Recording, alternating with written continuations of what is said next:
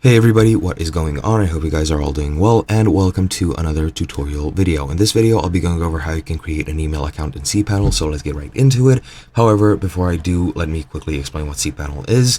cPanel is an online Linux-based graphics user interface, which you can use to much more easily create and manage your website and your servers. There are a lot of options, and it is subscription-based, meaning you do have to subscribe on a monthly basis to continue using cPanel. There is an option of a 15-day free trial.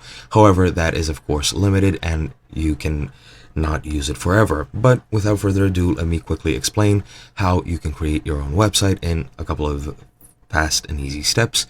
I am using InMotion hosting, or its article rather, on the matter, since it is easier and more convenient for me since I cannot access cPanel at the time.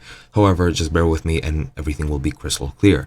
First, what you want to do is log in into cPanel, then go into email accounts, which is under the email section.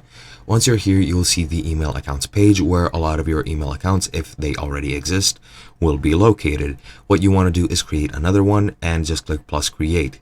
Once you're there, you will be granted with a creation sort of page, which will grant you three options. First, you'll need to select a domain. If you have several domains, you'll have a drop-down list which will enable you to choose which one you want.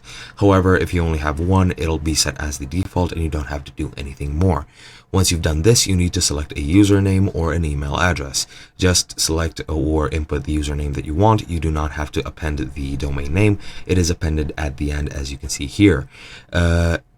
After that, you can either send a login link to an alternate email address so that you can log in via a different address, or you can set the password now. I recommend sending the password now, and it'll automatically recommend some strength, as you can see here.